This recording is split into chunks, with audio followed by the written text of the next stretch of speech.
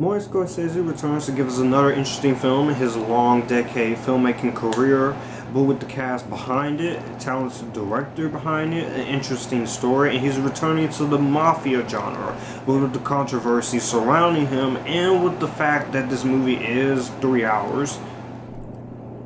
Is that enough to recommend this movie and look past his controversy? Let's get through it.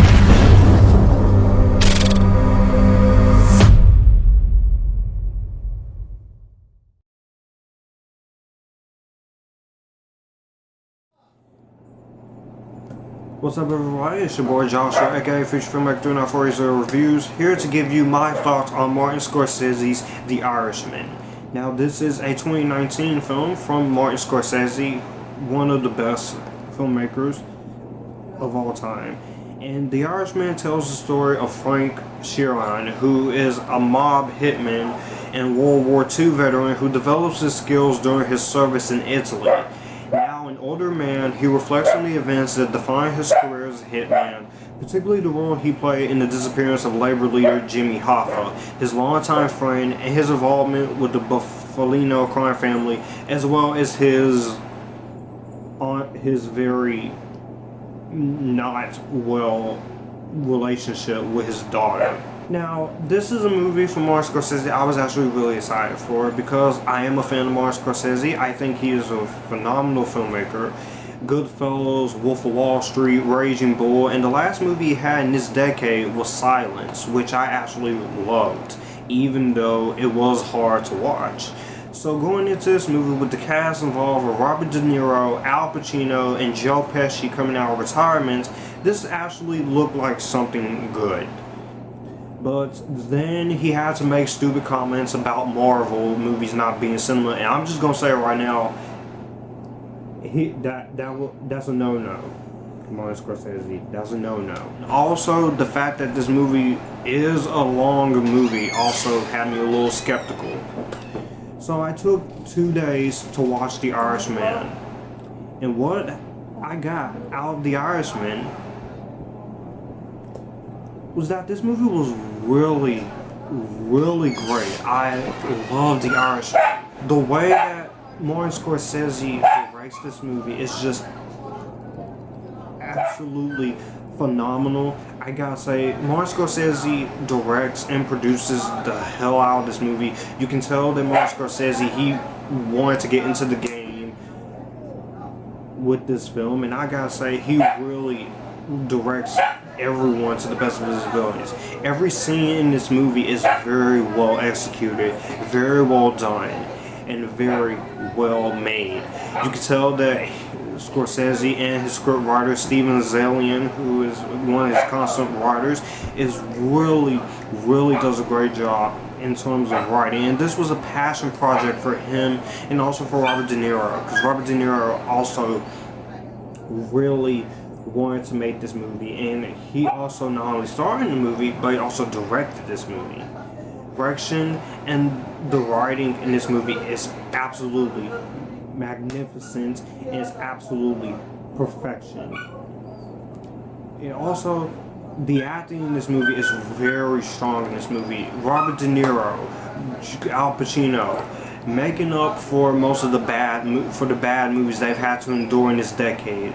They really brought their A game here. Robert De Niro, you don't see Robert De Niro in his performance. You see him as our main character, Frank Sheeran. You really get the ups and downs, strengths and weaknesses of his character through the World War, of his hitman, and everything that goes on with the film. I really have to say that he really handled that to the best of his abilities. I thought the script was strong with his performance. This is one of the best performances of Robert De Niro's career, besides Goodfellas and The Godfather Part 2. And Al Pacino was absolutely really great. And Joe Pesci, coming out of retirement to do this movie, he was absolutely great in the movie. And the rest of the performances, such as Bobby Cannavale, Harvey Keitel, Stephen Graham, Anna Paquin, the performances in this movie were also really amazing and really well executed. everyone brought their A game with this incredible performances and their incredible scripts.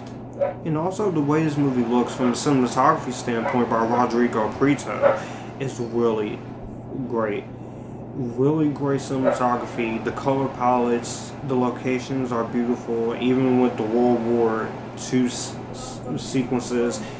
And first, let me just say, for the de-aging, a lot of people were very iffy about the de-aging, but I gotta say, the CGI in this movie, with each of the three main leads, is the de-aging on each actor is perfection.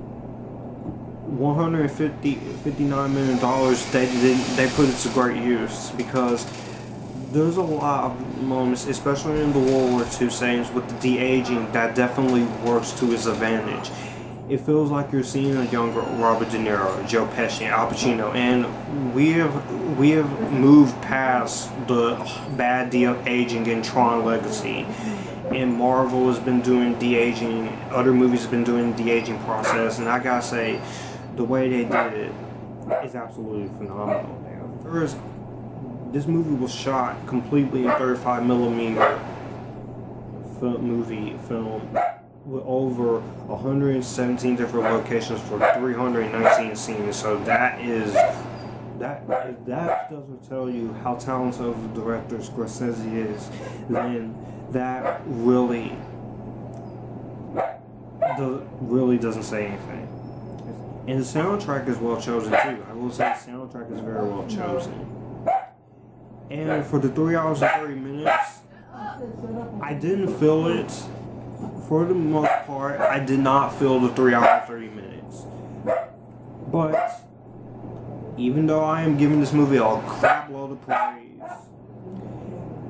I am a YouTuber and I am a YouTube movie critic, so I am going to have to be truthful and be completely honest. Because even though I applaud the 3 hours and 30 minutes, usually I don't have this problem with movies that are 3.5 hours long or 4.5 hours long, like the Ten Commandments or the Lord of the Rings trilogy. Even Avengers Endgame, which was 3 hours and 2 minutes, which is the same length as Batman vs Superman: Dawn of Justice, the Ultimate Edition, released back in 2016.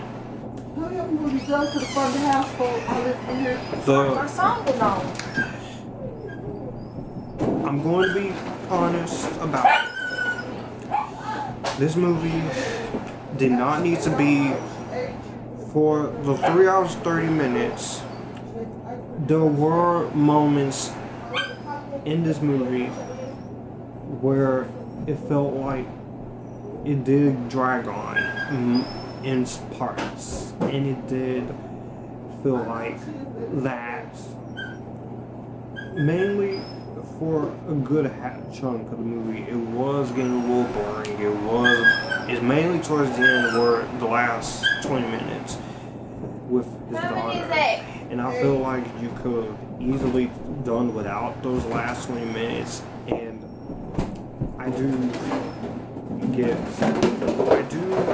see what Scorsese was doing, because he is telling a story about a mafia, and you do get enough time for character development and great scenes and great moments of dialogue.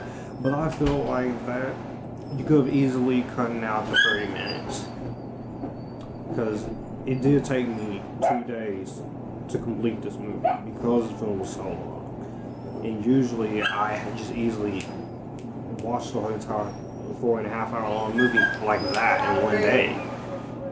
But this is the one exception where I do have to say you could have trimmed this movie down. Also, Anna Paquin, great actress, but she really doesn't really serve a purpose here. She only has a few lines of dialogue, and she does do great in the little screen time she's given, but I feel like she doesn't really get that level of greatness, and I feel like she could have had more to do. But other than that, guys, I will say that I am very happy to report that The Irishman was another win for Martin Scorsese. He has made a lot of great movies in this decade. Shutter Island, The Wolf of Wall Street, Silence, and of course this movie. So it's great performances, great acting, great direction, a fantastic story, incredible de-aging effects. Everything makes this movie worth your time. I just wish the movie could have been trimmed down just a tiny bit. Just a tiny bit. I would easily give this a Spider-Verse approval. All in all, The Irishman, another win for Martin Scorsese, and I am going to give The Irishman a better than Vampire Diaries. So that was my thoughts on The Irishman. What do you guys think of it down below? Do you like it? Do you not like it? What is your favorite and least favorite Martin Scorsese movie? And what is your least favorite and favorite Mafia movie? I want to know in the comments down below. You guys keep it cool. Enjoy the Epictasticness as always. And